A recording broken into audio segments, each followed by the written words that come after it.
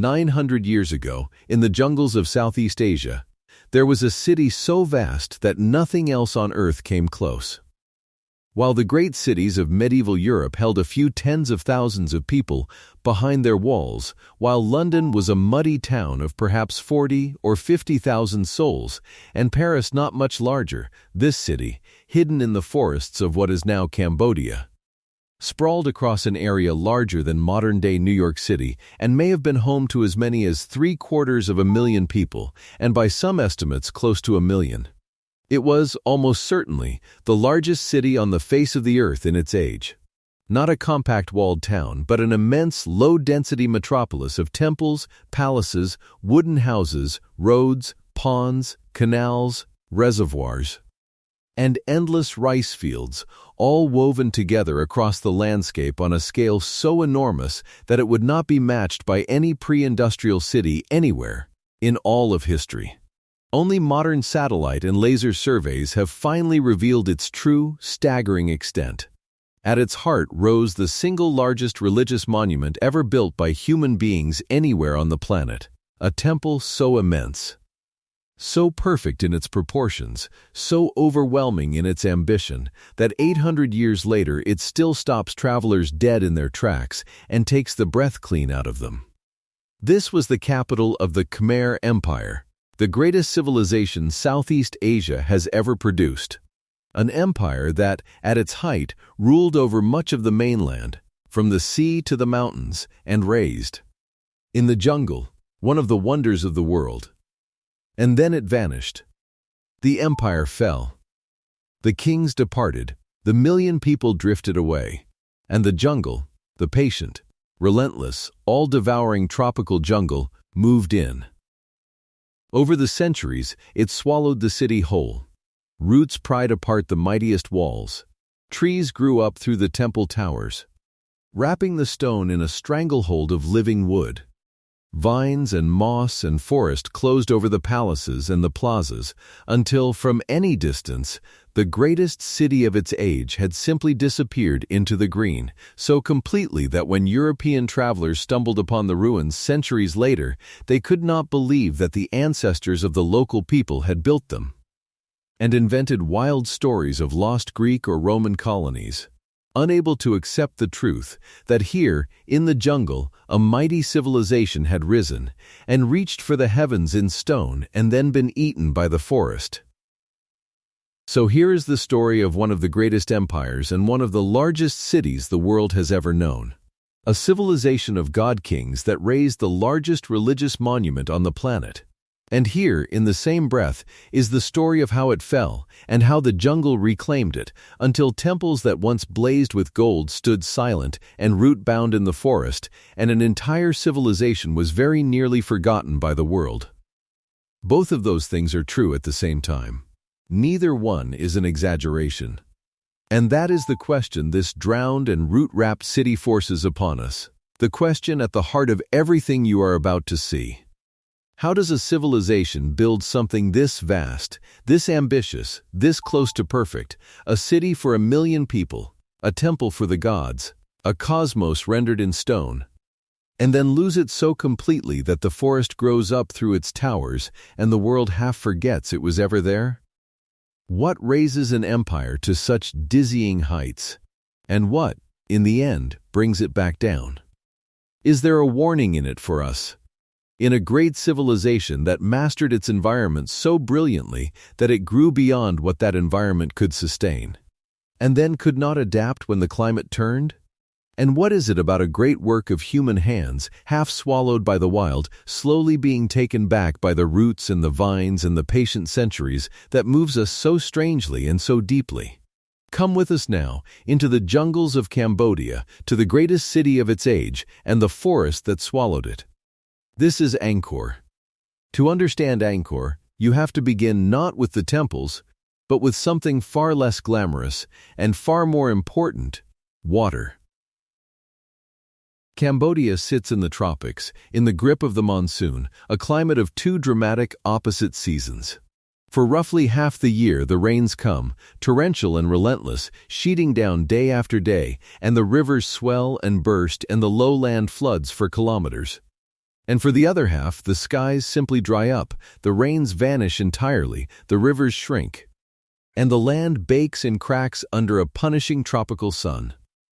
For a civilization based on growing rice, and rice needs a great deal of water, delivered in the right amount at exactly the right time in its growing cycle, this rhythm is both a magnificent opportunity and a deadly danger.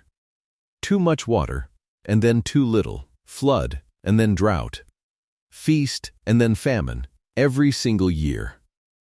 Master that violent cycle. Find a way to capture and hold the overwhelming water of the wet season and dole it out steadily through the parched dry one, and you could grow rice in abundance and feed an enormous population. Fail to master it. Let one monsoon fail or one flood run wild, and your people would starve. The whole fate of any civilization in this land rested on that single problem, the taming of the water. And the Khmer mastered it as no one in the region ever had. This is the true hidden genius of Angkor, the thing beneath the temples that made everything else possible. The Khmer turned their capital into what scholars now call a hydraulic city, an enormous, sophisticated machine for managing water spread across 1,000 square kilometers of the landscape. They dug vast reservoirs, called burais, on a scale that beggars belief. One of them, the West Burai, is 8 kilometers long and more than 2 kilometers wide, a hand-dug lake holding tens of millions of cubic meters of water, built 1,000 years ago with nothing but human muscle, baskets of earth, and the organized labor of tens of thousands of people. Seen from the air, these burais are so vast and so perfectly rectangular that they look like features of the modern world, not the medieval one. They laced the whole landscape with a web of canals, channels, embankments, dikes, and moats, hundreds of kilometers of them, all designed to capture the monsoon rains, store them through the year, distribute them across the rice fields, and carry away the floods. The great moats around the temples were part of this system too, at once sacred symbols of the cosmic ocean and practical parts of a giant waterworks. The result was staggering abundance. With water under control, the fields around Angkor could produce rice in enormous quantities in the best areas. Possibly 2, 3, even 4 harvests a year, where a single one was the norm elsewhere, enough to feed that vast population of hundreds of thousands, perhaps 1 million. And that abundance is the whole secret of Khmer greatness. A surplus of food on that scale meant that a huge share of the population did not need to farm. It freed hundreds of thousands of people to become soldiers, officials, priests, engineers, artists, and above all builders. It fed the armies that conquered an empire, and the labor gangs that raised the temples, and the artisans who carved them. It underwrote the whole civilization. Every dazzling tower you are about to see at Angkor was, in the most literal sense, built on rice. And the rice was built on water. The Khmer did not just happen to live beside water, they engineered an entire relationship with it, and on that engineering they raised one of the wonders of the world. Hold on to that water. The burais, the canals, the monsoon tamed, because it did not only build Angkor. In the end, it may also have destroyed it. Now the empire itself, because to build all this took not just engineering but power, and a very particular idea about kings. The Khmer Empire was born in the year 802, when a king named Jayavarman II, according to tradition, climbed a sacred mountain and had himself consecrated in a grand ritual that declared him a Chakravartin, a universal monarch, free of all outside control, and united the small warring kingdoms of the region under his single rule.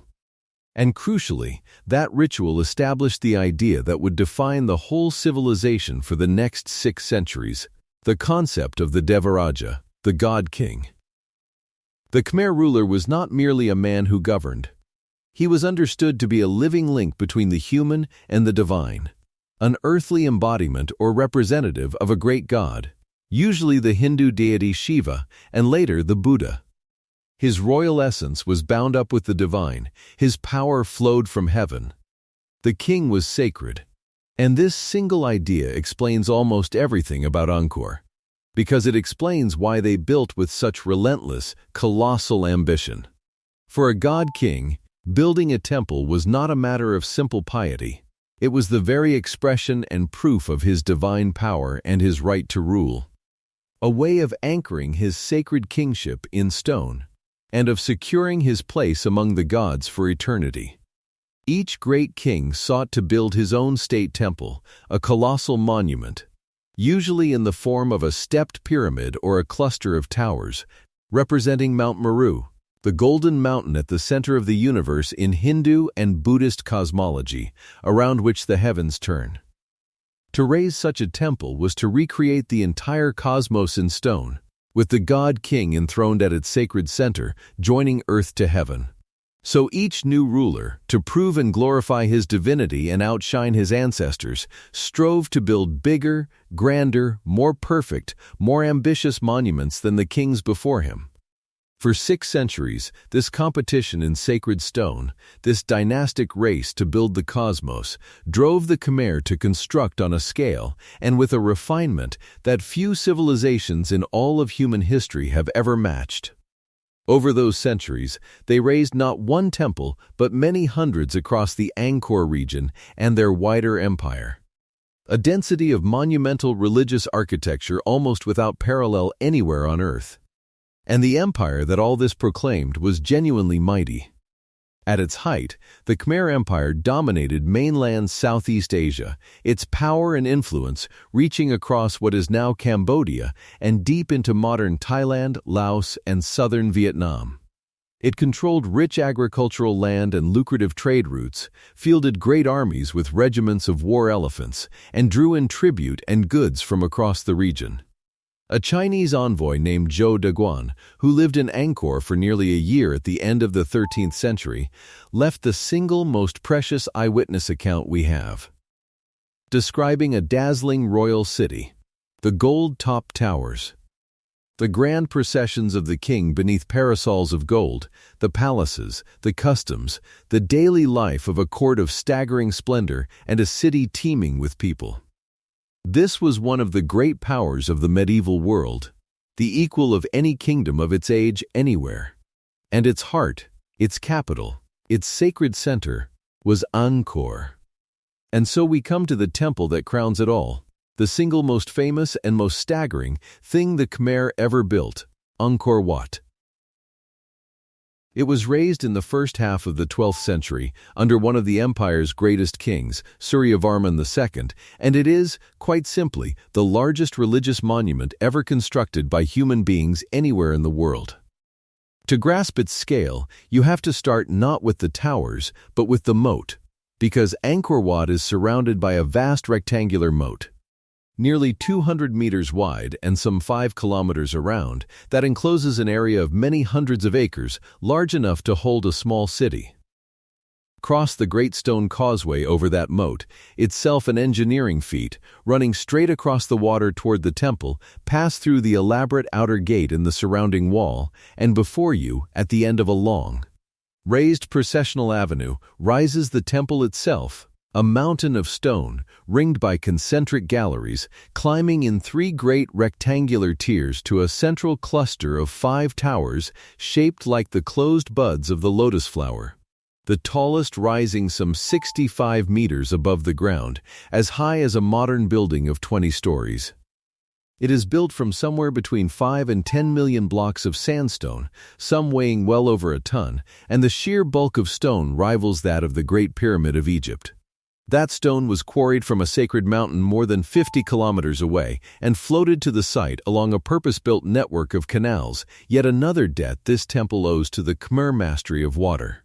And the whole colossal thing, this largest religious building on earth, was designed, quarried, transported, carved, and raised in only a few decades. But Angkor Wat is not just big. That is the least of it. It is a masterpiece of proportion, harmony, symbolism, and meaning, designed from the ground up as a scale model of the Hindu universe. The 5 central towers represent the 5 peaks of the sacred Mount Meru, home of the gods at the center of the cosmos. The concentric enclosure walls are the mountain ranges that ring the world. The wide moat is the primordial cosmic ocean that surrounds it all. And as you move inward through the temple and climb upward through its rising tiers, you are making a symbolic journey. From the outer, everyday world, step by step and level by level, toward the sacred center of the universe and the dwelling of the gods. Its precise measurements even appear to encode the great cycles of cosmic time and the movements of the heavens, so that the whole building functions as a kind of calendar and model of the cosmos rendered in stone. And at the great turning points of the year, most spectacularly at the spring equinox, the sun rises directly over the top of the central tower, aligning the heavens with the monument in a deliberate act of cosmic architecture that still draws crowds of thousands at dawn today. Uniquely among the major Khmer temples, Angkor Wat faces west, the direction of the setting sun and of death, which has led many scholars to believe it was intended, in part, as a funerary temple, a mausoleum where the god king Suryavarman would join the god Vishnu in eternity. And then there are the carvings. The temple's walls are covered, for hundreds and hundreds of meters, in galleries that run around the entire structure, in exquisite bas-reliefs. Some of the finest and most extensive stone carving anywhere in the world. There are vast panels, each many meters long, depicting the great Hindu epics, the Ramayana and the Mahabharata, with their gods and demons and heroes locked in cosmic struggle, whole armies of them marching across the stone, with horses and elephants and chariots, ranks of soldiers, kings beneath parasols. There is the famous, magnificent scene of the churning of the ocean of milk, stretching for nearly 50 meters, in which a long line of gods and a long line of demons pull back and forth on the body of a giant serpent, using it like a rope to churn the cosmic sea and draw out the elixir of immortality. A whole creation myth rendered in stone with astonishing energy and detail. There are scenes of heaven and hell, of the rewards of the virtuous and the torments of the wicked. And everywhere, carved into the walls and pillars, are the apsaras and devatas, celestial maidens and goddesses, nearly 2,000 of them across the temple, each one subtly different in her face, her jewelry, her elaborate hairstyle, her serene half-smile, gazing out across the centuries. To walk the galleries of Angkor Wat is to walk through an entire mythology, an entire cosmos, an entire vision of the universe and the afterlife, rendered in stone by artists working at the absolute height of their powers. And to think that all of it, the moat, the causeways, the towers, the miles of perfect carving, was conceived and built in the span of a few decades by a civilization without modern machinery, is to begin to grasp the sheer, overwhelming ambition and capability of Angkor at its height. It is no wonder that Angkor Wat has become the very symbol of Cambodia. Its distinctive silhouette of 5 lotus towers flies on the national flag, the only building of any nation on earth to hold that honor.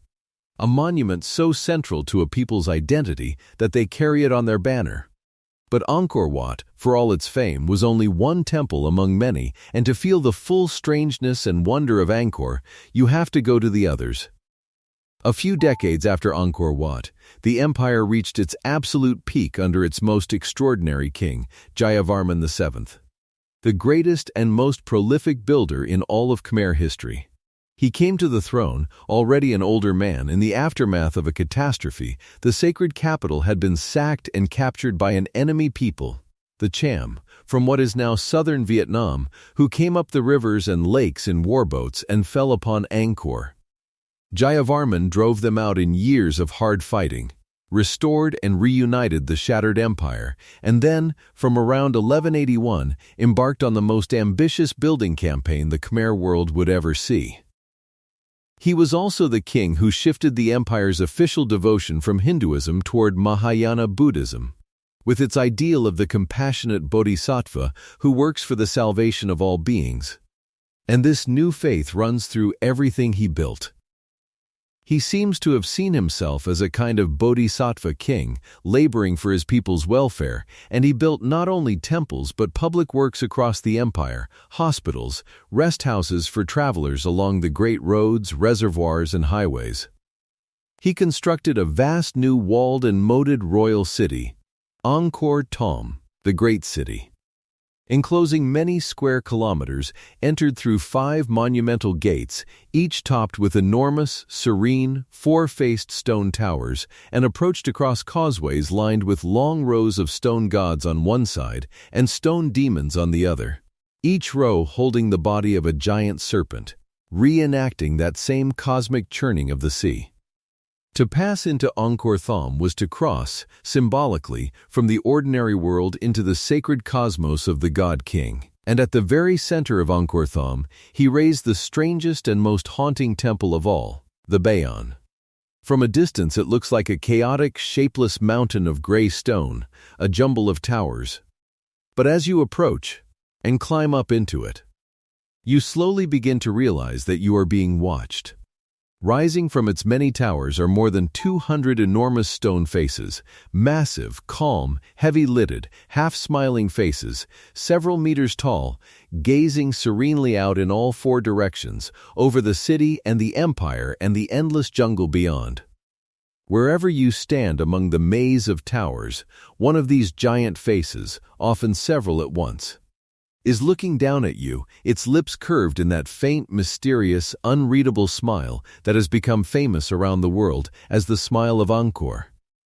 Whether the faces represent a great compassionate bodhisattva gazing out with mercy over all the directions of the world, or the god king Jayavarman himself in divine form, or, most likely, both fused into one, no one is entirely certain. But the effect of standing among them, as the light shifts across the stone through the day and the faces seem to wake and change, is absolutely unforgettable. One of the most extraordinary, atmospheric, and mysterious sights in all the architecture of the world. A whole forest of enormous, serene, smiling stone faces, watching in silence, in the heart of the jungle. Jayavarman VII built and built, at a furious pace, in the final great burst of Khmer power. And among his many temples was the one that, more than any other, would come to tell the deepest truth of Angkor's whole story. Its name is Prohm. And to understand why it matters so much, we have to talk about the jungle. But first, pause for a moment and picture the living city as it once was, in its golden age, because it is easy, among the silent gray stones, to forget that this was once a teeming, colorful, roaring metropolis, loud with life. Thanks above all to the Chinese envoy Zhou Deguan, who wrote down what he saw, we can glimpse it. The great temples were not weathered gray then. Many were brightly painted, gilded, their central towers sheathed in gold that blazed in the tropical sun. Around the stone monuments spread a vast city of wooden houses on stilts, thatched with palm, laced with canals and ponds and gardens. The streets and markets thronged with people, the markets run, Zhou noted, largely by women, spreading their goods on mats on the ground. There were merchants from China and across Asia. There were craftsmen, dancers, musicians, priests, and slaves. The king processed through the city on a golden palanquin or atop a war elephant, beneath a forest of gold parasols, preceded by soldiers, drums, and horns, the women of the palace around him. Sacred dancers, the living counterparts of the apsaras carved on the walls, performed in the temples. Great religious festivals filled the year. This was the reality behind the ruins, not a solemn archaeological site, but one of the most vibrant, crowded, and magnificent cities on the face of the medieval earth, pulsing with close to 1 million lives.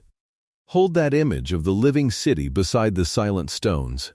Because everything we now see was built to house that world, and that whole world is exactly what the jungle would, in time, swallow. Because Prohm is the temple the jungle took. When the great archaeological effort to clear and restore Angkor began in the modern era, most of the temples were painstakingly freed from the forest that had grown over them. But at Prohm, a deliberate choice was made, to leave it, more or less, as it was found, in the grip of the jungle, so that the world could see what all of Angkor had looked like when it was rediscovered, and feel the power of the forest that had swallowed it. And so Prohm has become the most famous, and the most haunting, image of Angkor, not a clean temple, but a ruin locked in a slow, silent, centuries-long struggle with living wood. Here, colossal trees, above all the silk cotton tree and the strangler fig, have grown directly out of the temple itself, seeded centuries ago by birds and the wind in the cracks of the walls and the tops of the towers, and have swelled over the generations into giants. Their pale, enormous roots pour down over the walls and towers and galleries like frozen waterfalls, or like the slow melted wax of some colossal candle, or like the tentacles of some great creature embracing the stone. The roots wrap around doorways and swallow them, they prise apart the great stone blocks, they crack through roofs and buckle the galleries, they grip whole sections of wall in a woody embrace, so that in place after place you genuinely cannot tell where the temple ends and the tree begins. The gray stone and the pale, muscular wood have grown into a single inseparable thing. And here is the strange heart of it: the trees are at once destroying the temple and holding it together. Their roots are slowly tearing the stone apart, and yet, in many places, those same roots are now the only thing binding the loosened walls, so that to cut the tree down would bring the whole structure crashing to the ground. Destroyer and support, killer and crutch, locked together in a slow embrace that has lasted centuries. It is beautiful and eerie and profound all at once, a perfect, living image of the meeting of human ambition and the patient, irresistible power of nature. It has become one of the most photographed places on Earth, instantly recognizable, appearing in films and in imaginations the world over as the very picture of the lost jungle temple, the ruin the forest claimed. And that is the thing to truly understand. Prohm is not the exception at Angkor. It is the rule. It is what happened, over the silent centuries, to the entire city. Every clean, swept, restored temple you can walk through today, Angkor Wat, the Bayon, all of them, was once exactly like this, buried in vegetation, root-bound, half-collapsed, drowning in a rising green tide of jungle. The whole vast metropolis, the greatest city of its age, was swallowed by the forest, tree by tree and root by root, just like this. Prohm is simply the one great temple the restorers deliberately chose to leave in the forest's grip. As a witness, as a warning, as a memory, so that no visitor would ever forget what the jungle did here, and what it took to bring the rest of Angkor back into the light. Hold that image, the great roots pouring silently over the carved stone, because it is the very heart of Angkor's story, the exact meeting place of a civilization's highest achievement and its long, quiet surrender to the wild. Step away from the temples for a moment, into the forest and the waters around them. Because the natural world of Angkor is woven all through its story. Angkor sits near one of the most remarkable natural features in all of Asia, the great lake called the Ton Sap. The beating heart of Cambodia's waters and, in a real sense, the natural twin of the Khmer genius for water. This lake does something almost unique on the face of the earth. For half the year, in the dry season, it is a relatively modest lake, draining southward through the Ton Sap River into the mighty Mekong. But when the monsoon comes and the Mekong swells with the rains and the meltwater of distant mountains, the flow does something astonishing. It reverses.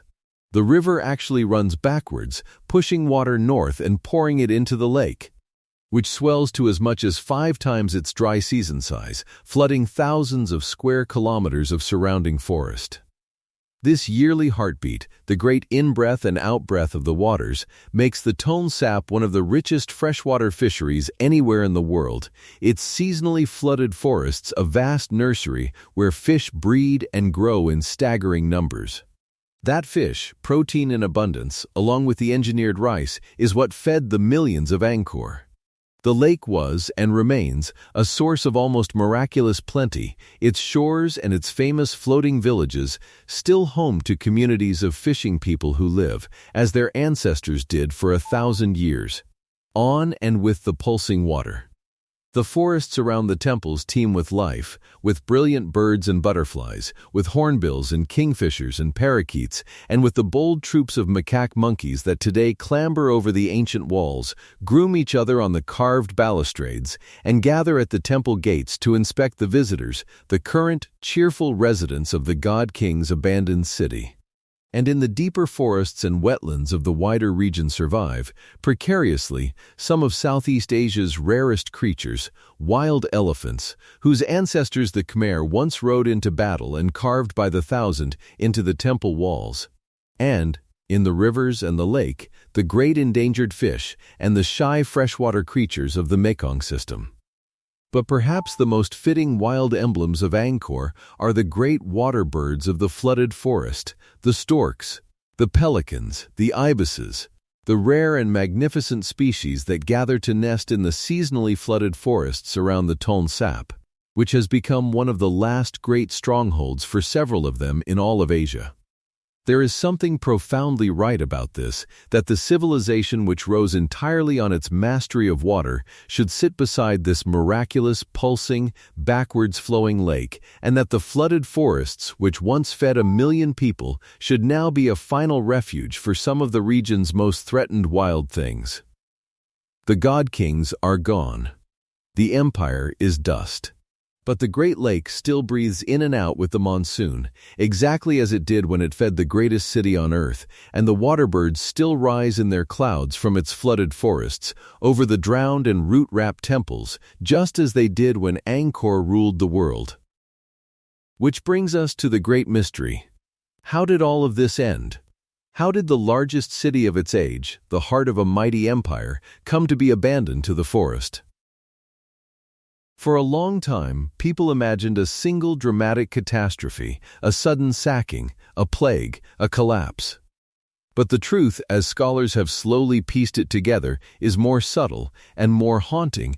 Angkor did not die in a single blow. It declined, over a century and more, from a combination of pressures that fed on one another until the great machine could no longer hold together. And at the very center of it, remarkably, was the same thing that had built Angkor in the first place: water. Remember the hydraulic city, that vast, intricate, magnificent machine of reservoirs and canals that had tamed the monsoon and fed the millions. It was Angkor's greatest strength, the very foundation of its power. But it was also, in the end, a terrible vulnerability. A system that huge and that complex needed constant, unrelenting maintenance, the canals cleared of silt, the embankments repaired, the whole network kept in balance, and it depended, utterly, on the monsoon behaving as it always had. And in the 14th and 15th centuries, it seems, the climate itself turned against Angkor. Studies of ancient tree rings from the region have revealed the fingerprints of a brutal sequence of extremes. Decades of severe, punishing drought, which would have starved the great reservoirs and withered the rice in the fields. Broken by years of unusually intense, violent monsoons, whose sudden floods would have come roaring through the water network with destructive force. Archaeologists have found the physical evidence of this in the canals themselves, sections choked with sediment, embankments breached and hastily patched, structures overwhelmed and damaged by flooding, and signs that the later Khmer were struggling, improvising, and ultimately failing to keep their aging, overgrown, overstretched water machine working. The delicate balance the Khmer had maintained for 6 centuries broke down. The system that had fed the empire began, piece by piece, to fail, and a hydraulic city that cannot manage its water is a city that cannot feed itself. And it did not fail in isolation. Other pressures pressed in at the very same time, each one deepening the others. To the west, the rising Thai kingdom of Ayutthaya grew steadily in power and repeatedly warred against the weakening empire, raiding and, in the 15th century, sacking Angkor itself, draining its strength and its treasure. The empire's own religious shift, from the temple-building Hinduism and god-king cult of its great age toward a new, humbler form of Buddhism, Theravada Buddhism, that had no need of colossal state temples or divine kings, may have quietly dissolved the very ideology that had driven the whole civilization to build for 600 years. And the patterns of trade and wealth were shifting decisively toward the coasts and the sea, toward maritime commerce with China and the wider world, drawing the empire's center of gravity away from the great inland capital and toward the rivers that led down to the ocean, toward the region of modern-day Phnom Penh. And so, sometime in the 15th century, the Khmer court made its choice and abandoned Angkor as its capital, moving south to be closer to the trade and further from the Siamese armies. It was not a single dramatic death.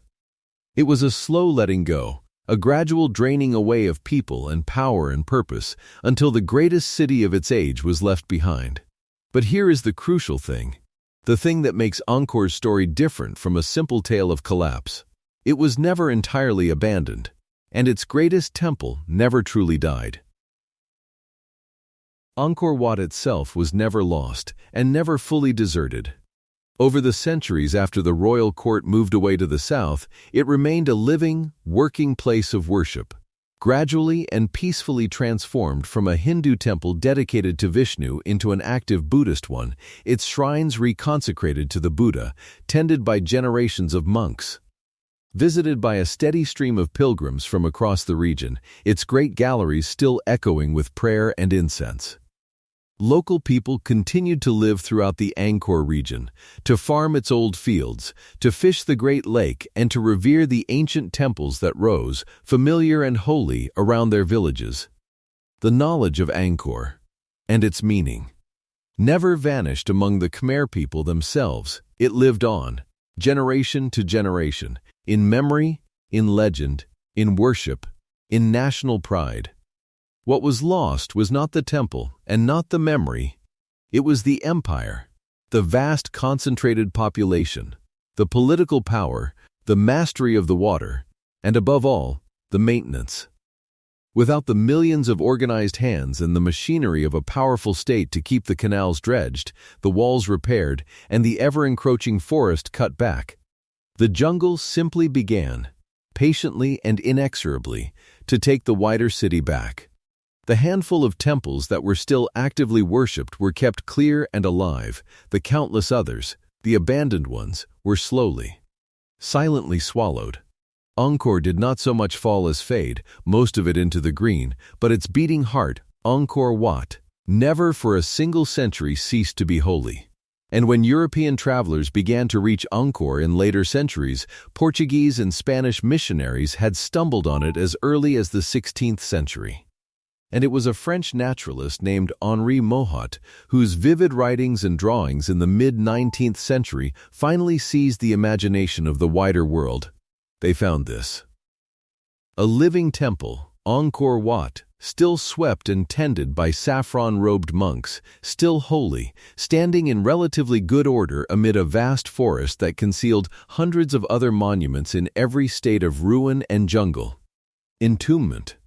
The Europeans were so stunned by the scale and refinement of what they saw that many of them simply refused to believe the ancestors of the local Cambodians could have built it, and spun fanciful theories crediting the temples to wandering Greeks or Romans, or some lost race, a failure of imagination and a prejudice. That says far more about the observers than about the magnificent civilization that had in fact raised these stones. Mohat's romantic accounts, published after his early death, made Angkor famous across Europe and sparked the great modern effort to map, clear, study, and restore it, an effort that has continued through colonial times and the terrible interruption of Cambodia's wars, right up to the present day. And that effort keeps rewriting what we know. In recent years, archaeologists using airborne laser scanning, firing millions of laser pulses down through the forest canopy from aircraft to map the ground beneath, have peeled back the jungle, digitally, to reveal what the trees had hidden for centuries, that Angkor was even vaster than anyone had dared imagine. Beneath the forest lie the ghostly outlines of a sprawling, low-density city, grids of streets, the foundations of countless vanished wooden houses, ponds, gardens, canals, and fields. Extending far beyond the great stone temples, a metropolis in the jungle covering a truly enormous area, confirming that this was, indeed, one of the largest cities of the entire pre-industrial world. The stone temples, it turns out, were only the indestructible skeleton of something far greater, a whole living city, most of it built in wood and thatch that the jungle and the centuries have entirely erased, leaving only the sacred stone behind. Which brings us to Angkor now, a place caught, like so many of the world's greatest wonders, between reverence and its own overwhelming fame. Today, Angkor is the soul of Cambodia and one of the most visited archaeological sites on the entire planet. And to understand what it means to Cambodians, you have to remember what this country endured in the 20th century. In the 1970s, Cambodia fell under the rule of the Khmer Rouge, a fanatical regime that, in less than 4 years, emptied the cities, abolished money and schools and religion, and worked, starved, and murdered its own people on a horrifying scale. As many as 2 million Cambodians, a quarter of the entire population, died in the killing fields and the forced labor camps in one of the worst genocides of the century. The country was then plunged into years of further war and turmoil. It is a wound from which Cambodia is still painfully healing. And through all of that darkness, Angkor endured, a symbol of a greatness the Khmer people had once achieved, proof that this same nation, which had just suffered so terribly, had also, long ago, built one of the wonders of the world. When Cambodia began to recover, Angkor became the beating heart of its national pride and its recovery, the image on the flag, the source of identity, and, increasingly, the engine of a new economy. In ordinary years, it now draws millions of visitors from around the world, streaming across the great causeway of Angkor Wat in the pre-dawn dark to watch the sun rise behind its 5 towers. Wandering awestruck among the smiling face towers of the Bayon, standing silent before the pouring roots of Prohm. That tourism has become one of the central pillars of the Cambodian economy, a vital source of income and employment for the whole region around the temples, and a source of enormous, hard-won national pride. But that very success brings the now familiar dangers, the same paradox that haunts so many of the world's most beloved places. The sheer weight of the crowds strains the ancient, fragile stone. The flow of visitors must be carefully managed and channeled to protect the delicate carvings and the aging structures from being loved to death. And the water beneath Angkor, that ancient friend and enemy, has become a concern once again. In a bitter echo of the empire's own history, the enormous quantities of groundwater pumped up to supply the booming tourist town nearby have raised real fears about the stability of the temples themselves, which rest on sand that must stay properly saturated to bear their immense weight. So that draining the water table could, in the cruelest of ironies, cause the great stone monuments to sink and crack. Water built Angkor, water may have broken it, and water threatens it still. There has also been serious and painful controversy over the management of the living communities in and around the temple zone, with large-scale programs to relocate families who had settled within the protected area, drawing sharp criticism from human rights organizations. The Cambodian authorities and international experts continue to wrestle with the hardest question facing every such place on earth: how to protect an irreplaceable wonder, honor and sustain the people who live alongside it, and still share it with a world that longs to see it, all at once. As this film is made, that difficult balance is still being sought, and through it all, the deeper current endures. For Cambodians, Angkor is not a dead ruin or a mere attraction. It is the heart of who they are, the monument on their flag, the proof of their ancestors' genius, the place that survived when so much else was lost, including in the terrible decades of their recent history. The monks still worship at Angkor Wat, as they have for 8 centuries. The offerings are still laid at the feet of the Buddha, and the great temple still rises, at dawn, above its moat and its forest, exactly as it was built to, 900 years ago. So stand at last on the causeway of Angkor Wat, in the gray light before dawn, and wait, as thousands do every morning, for the sun. The great moat is still and black, mirroring the last stars. The 5 towers are dark silhouettes against a sky that slowly begins to pale, gray, then rose, then gold. Behind the temple, the sun begins to rise, and its light spreads across the sky and catches the lotus bud towers, and the whole vast monument emerges from the darkness, reflected perfectly in the still water of the moat. as it has emerged every dawn for 900 years. Around you, the jungle is waking, birds calling, mist rising off the water and the forest. Somewhere out in that forest, the roots of the strangler figs are tightening, another fraction of a millimeter, around the stones of Prohm. And over the great lake to the south, the water birds are lifting off the flooded forest into the dawn. None of it is finished, and much of it is still uncertain. The exact reasons for Angkor's fall may never be fully known. The delicate balance between preserving it and sharing it with the world is still being struck. The water beneath it, that ancient friend and enemy, is a worry once more. No one can say what the coming centuries hold for these stones. But this is what endures, and it is the thing to carry away from the jungle. 900 years ago, a civilization of god-kings mastered the monsoon, fed close to 1 million people, and raised in the forest the largest religious monument on earth, a cosmos in stone, a mountain of the gods, a city greater than any other of its age anywhere on the planet. And then the delicate balance broke. The climate turned, the water machine failed, the empire faded, and the patient, relentless jungle rose up and took it all back, wrapping the towers in roots, pulling the stones apart, closing the green over the palaces, until the greatest city of its time had all but vanished from the sight of the world. And yet, this is the part that matters most. It did not truly vanish. The greatest temple never stopped being holy. The people never forgot who they were or what their ancestors had built.